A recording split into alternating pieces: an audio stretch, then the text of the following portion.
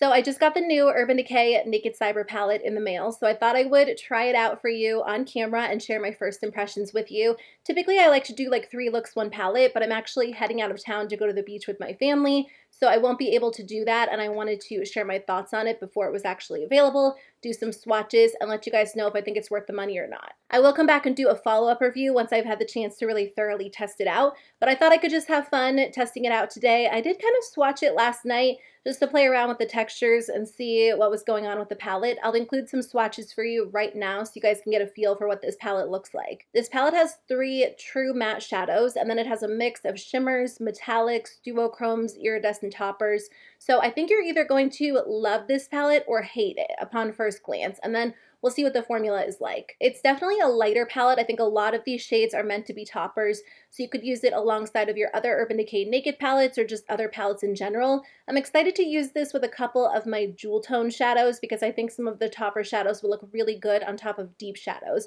But for today's video, I just want to use this palette so I can see how it performs on its own. Just a few things about this palette. It's going to retail for $49. Urban Decay is cruelty-free. This palette is vegan. And then it's going to be available on Urban Decay's website and in stores and online at Ulta Beauty on September 22nd. And then October 10th in store and online at Sephora.com. And then it looks like you can find it at other retailers on October 17th. So I'll link this in the description box below in case you guys want to check it out.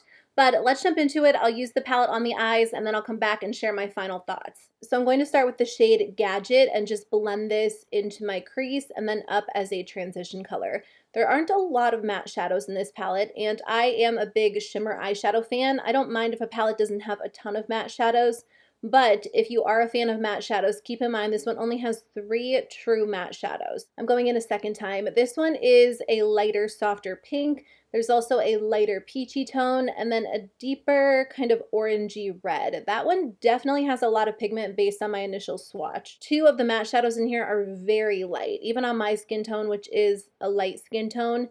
I mean, they're not going to get much darker than this, the 2 lighter shades. They're also all in that peachy, pinky, orangey red family. So I think if you're going to use this palette on its own, that's probably the typical look you're going to get with it. Okay, let me just do the same thing on the other eye to save some time and I'll be right back. I just realized I should have been using the brush that this palette came with. So one side is more of a crease brush, a fluffy crease brush, and then the other side is a slightly kind of like dense brush that will be great for packing color onto the lid or blending on the lower lash line. I think this shade Bite, which is that deeper orangey red, is probably going to apply best with more of a packing motion, and then I'll lightly blend out the edges. But I think I'll just kind of focus this on the outer corner. Should I do more of a halo eye? I don't do a lot of halo eye looks, so I might do that just to try something different. There is definitely a lot of pigment for this shade, more than I typically see with matte shadows in the Urban Decay Naked palettes. But I do think it's kind of nice to have a super rich shadow in here. I think it would have been nice to have more of a cool tone rich shadow, like a deep navy blue, a super dark green, or a purple.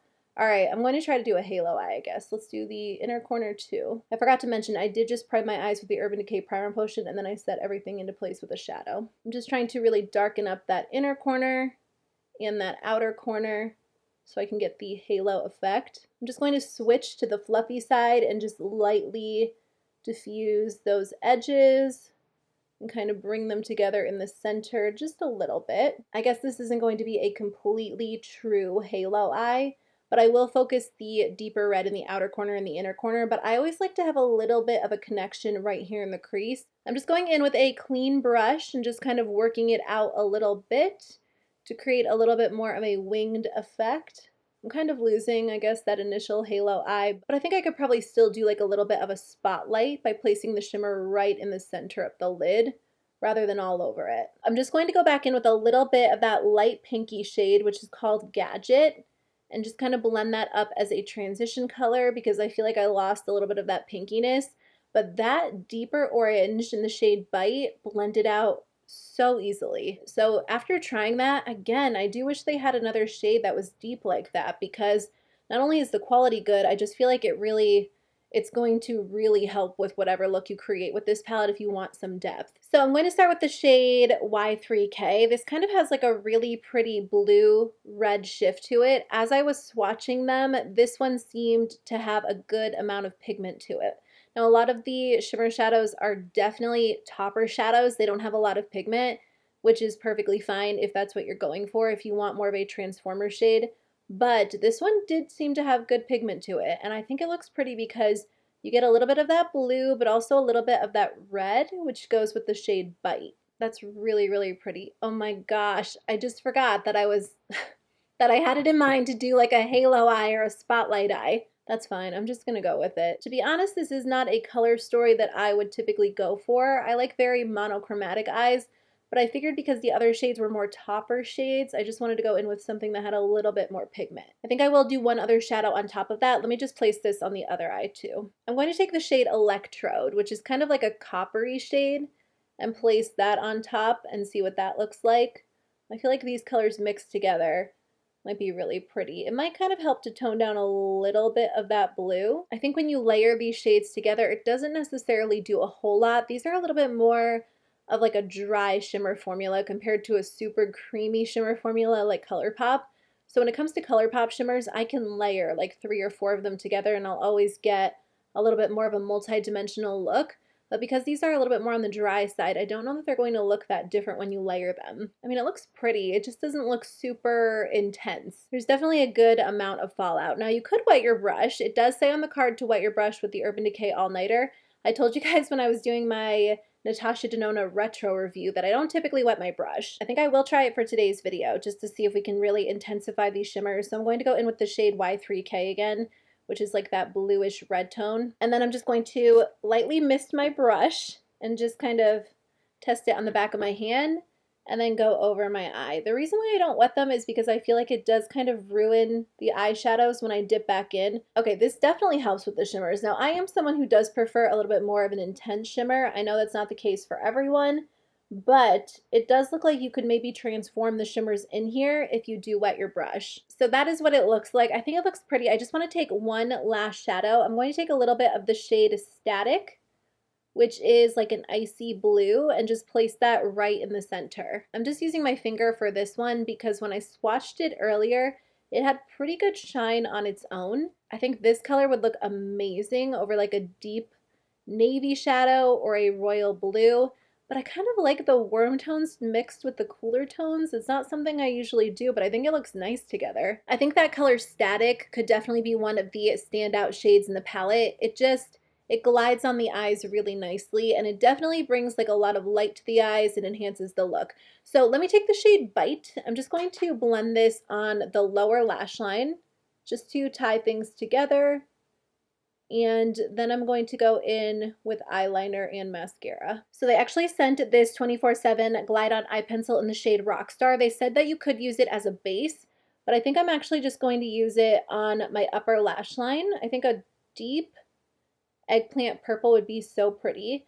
That's why I wish they had one of these shades in the palette. Let me just line my upper lash line with this just to add a little bit more depth to the eyes. To finish off the eye look, I just applied the Essence Lash Princess Curl and Volume Mascara. I don't have any eyeliner on my lower lash line. I just applied the Urban Decay 24/7 Glide On Eye Pencil in the shade Rockstar on my upper lash line and winged it out. And then I did take a little bit of the shade AI on the brow bone just to highlight, and then a little bit of the shade Metadata right in the inner corner just to highlight too. So here are my initial thoughts on this palette. I think the matte shadows in this palette perform really well. I'm especially impressed by the shade Bite. I think it is super rich, really intense, but very easy to work with. It doesn't look patchy at all. I think the formula within the shimmer shadows varies a little bit. Some of them are very smooth, very creamy. Some of them feel a little bit more dry, some have really good pigmentation, and some are definitely more of a sheer topper. It's not Urban Decay's like super smooth, soft, metallic formula all the way through, and obviously these are meant to be a little bit different. Some are very iridescent, some are duochromes, so it really depends on which shadow you use. I think when it comes to a lot of these, if you are someone who likes to wet your brush, you'll probably get the pigmentation or the intensity that you're looking for, but if you're like me and you just like to use, you know, a brush to blend in the mattes and your finger to apply shimmer shadows, it's definitely going to be on the softer side. The palette as a whole leans very, very light. If you're going to do any sort of dramatic or intense look, you're either going to have to reach into another palette for deeper shadows, or go in with the shade Bite, which is like that orangey red that I have. So overall, you're going to get a really super warm toned look if you're using the mattes in this palette and really relying on them to create a full look. If you don't mind reaching into other palettes, I think a lot of these shimmer topper shadows are going to look so pretty on top of really deep, rich jewel tones. So I'm excited to use this one alongside of ColourPop It's a Mood, which has been my go-to this fall season because there are gorgeous greens and blues and purples, and I think this will pair really well with that one. If you're someone who doesn't go really intense with your eyeshadow and you don't need like foiled metallics and really rich, intense shadows, and you just want something a little bit softer, maybe, you know, a nice wash of color, something a little bit more sheer, then I think you'll enjoy this palette. But if you're someone who does like really rich, intense shadows, this isn't going to be the palette for you. It's fun to play around with, but for $50, I do think the formula seems to be a little bit hit and miss. If the formula was super consistent throughout, like the Urban Decay Stoned Vibes palette, where you know what you're getting with each one of the shimmer shadows, then I would say that it probably is worth the money. And there's definitely going to be a market for this because some people just prefer a lighter, softer look. But I do think that there are probably better shimmers on the market. I know there are. Even among Urban Decay's own Naked line, I think the shimmers in like Naked Honey and Naked Ultraviolet and Naked Cherry are better than the shimmers in here. It doesn't feel like their standard Naked formula. The shimmers definitely have more of a dry, almost like gritty feel to them. They're not super smooth or super seamless. I mean, you can get there, and if you wet your brush, you're definitely going to get better color payoff. But I think overall, it probably isn't going to be, you know, my favorite Naked palette at all by any means. The thing is, when it comes to indie shadows and duochromes and multichromes, they can be expensive for one shadow. Like one single shadow might be $15, $16, even $20 or more. So when it comes to this palette, you are paying $49 for a bunch of different options, but I don't know that there are enough shadows in here that make the palette unique enough to justify the price point, unless you're just looking for a couple of fun shimmers to add to your collection and you don't mind paying the price. Now, I will say Urban Decay Naked palettes typically do go on sale. Black Friday is right around the corner, so they'll probably run a sale on their website too. It might be worth waiting to see if you can get it for a discounted price. For me, I do like this. I like the direction they're going in because I feel like it's a little bit different. This shadow is amazing. I wish there were more shadows that had this formula or this depth, because I think even one or two more shades like this would have been perfect for the palette. But overall, like if you cover these up, you're getting a